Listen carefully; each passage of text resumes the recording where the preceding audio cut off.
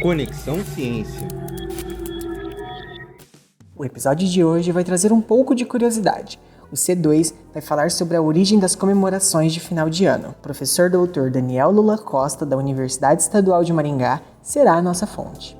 Ele trabalha com algumas relações que envolvem a história medieval e das religiões. Além disso, participa de grupos de pesquisa como o Meridiano, que é o Núcleo Interdisciplinar de Estudos Medievais da Universidade Federal de Santa Catarina, e o HCIR, que é o Grupo de Pesquisa em História das Crenças e das Ideias Religiosas da Universidade Estadual de Maringá.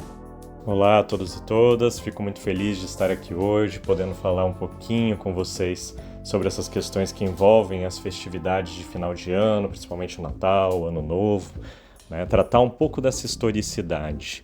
Primeiramente, eu gostaria de saber, professor, como as religiões se conectam às datas comemorativas de fim de ano? É bastante complexo pensar sobre isso, principalmente sobre essa ideia de como que as religiões se conectam com essas datas de final de ano.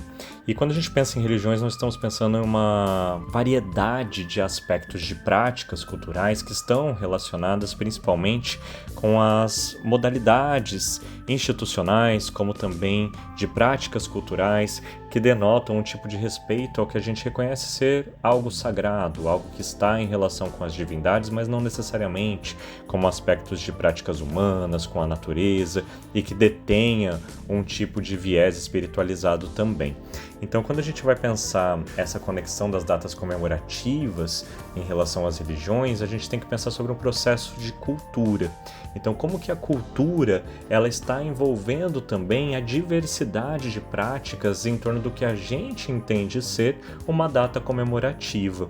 E aí é muito importante sabermos que nem sempre essas datas comemorativas foram comemoradas da forma como comemoramos, como também elas não eram pensadas desta forma como nós pensamos, ou seja, 1º de janeiro, 25 de dezembro como dia do Natal, 1º de janeiro como primeiro dia do ano, e assim por diante, porque isso detém também uma variedade de possibilidade de existência, de como que essas sociedades viam a si mesmas, de como que elas sentiam o seu mundo, de como que elas praticavam a sua existência diante da sua experiência.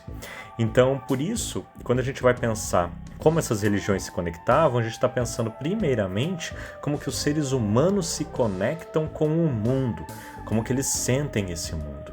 E como que é essa conexão com o mundo?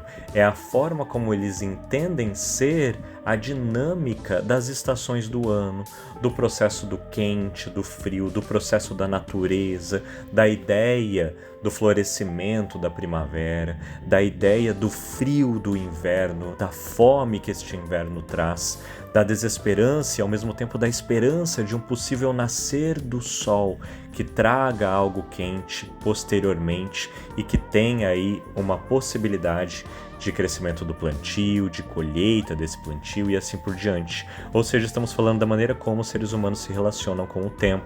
E isso promove também formas, modalidades de maneiras como esses seres humanos vão entender as divindades, vão entender as religiões, vão entender essas manifestações. Então, vamos pensar um pouquinho, ao invés de pensar uma gama de religiões, vamos pensar em torno das religiões pré-cristãs, que também comemoravam os adventos como o solstício de inverno, que chega ali no dia 25 de dezembro. E aí nós estamos pensando em religiões pré-cristãs que estão num cenário europeu, principalmente naquele cenário romano. Se a gente for pensar o enunciário de uma festa, que a gente vai chamar natalina, ela vai se desenvolver posteriormente. Mas nós temos vestígios de algumas festas que eram comemoradas anteriormente e que estavam mais relacionadas ao passar do tempo e a forma como esse passar do tempo acontecia, principalmente na sensibilidade que essas pessoas detinham com a natureza. Ou seja, como que essa natureza deixava então de ser quente e passava a ser mais fria, como que as árvores deixavam as suas folhas, como que se tornavam esses ramos secos e depois elas reviviam. Há um aspecto ali de experiência que as pessoas notavam. E isso vai acontecer bastante no caso romano, em que nós vamos ter o advento de uma festa comemorativa que se dava entre o 17 de dezembro até o dia 23, que é chamada de Saturnália, ou seja, uma festa ao deus Saturno, uma festa que busca o quê? Uma idade do ouro, um retorno a um momento histórico, mitológico, né, que a gente pensaria, dessas pessoas com a existência desses titãs, de uma humanidade que buscava justiça, que detinha justiça e que podia então comemorar essa idade do ouro. Então busca-se um retorno, pensando principalmente sobre esse deus Saturno. Então a Saturnália, que vai ser comemorada diante de vários dias, ela também se aproxima com a data que a gente vai visualizar enquanto uma data comemorativa do Natal. Mas não só ela, há também uma comemoração chamada de Dia do Sol Invictus romano, que vai ser o dia do nascimento do Sol. Esse dia do nascimento do Sol vai se dar no solstício de inverno, então no dia mais curto do ano. E por que mais curto? Porque é no momento em que o Sol começa a nascer, de acordo com eles, começa a surgir com mais intensidade, e assim os dias vão ficando mais longos, deixando o inverno de lado e sentindo a presença do calor como um vestígio possível para a vida. Então você tem aí um advento de um inverno que era detentor de uma noite mais longa e um verão que vai deter dias mais longos. Então você tem nessa associação a ideia de um inverno escuro, de um inverno misterioso e de um verão mais astuto na presença de um símbolo que é a luz, símbolo que é aquilo que você deseja comemorar. Então o nascimento da luz, o nascimento do Sol. E isso vai acontecendo a partir ali da Saturnália, do dia de Sol Invictus, que vão acontecer nessas épocas do ano, sendo comemorados pelos romanos.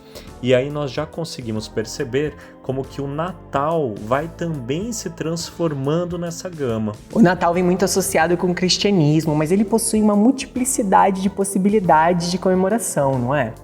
Então, quando a gente trata da ideia de que o Natal é a comemoração do nascimento de Cristo, a gente faz a seguinte questão: quando Cristo nasceu?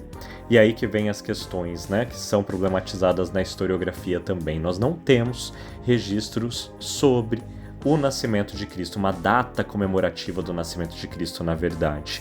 E se não há essa data, há uma vertente que busca, então, será que nós vamos comemorar o nascimento de Cristo?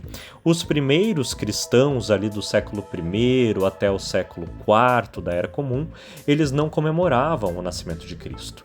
Inclusive, eles não comemoravam nascimentos de acordo com as fontes históricas que possuímos. É Orígenes, por exemplo, que vai escrever que a comemoração de aniversários era uma ritualização que ele chamava pagã, ou seja, não era considerada uma festa cristã.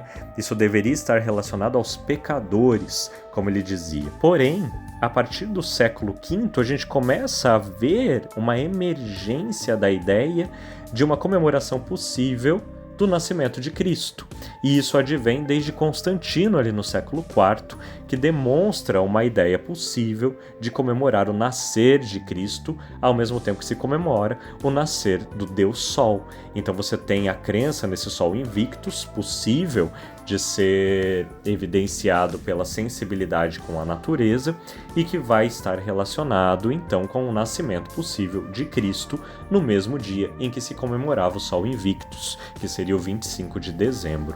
Mas não é assim necessariamente que vai acontecer. Apesar de nós termos essa data, ela vai se modificar ao longo do tempo, chegando a ser comemorada no dia 6 de janeiro, que seria o dia da Epifania, que é um registro frente ao que se conhece dos reis magos, né, desses reis que acolhem então o Cristo que nasce, como também o registro de ser no dia 25 de março, pensando principalmente a relação da vida de Cristo, de seu nascimento, estando relacionado no mesmo dia em que ele morreu, fechando um ciclo possível que é também um vestígio mitológico presente na mitologia cristã, como também na religiosidade cristã. Então essas questões vão demonstrando para nós como que esse cenário da festa natalina, como também da festa de Ano Novo, elas vão se cruzando e elas vão perpassando a dinâmica da cultura. Cultura é sobre isso, e há diversos símbolos que caracterizam essas festividades de comemoração. No próximo episódio, vamos aprofundar sobre esses símbolos que marcam esses rituais. Confira lá! Conexão Ciência.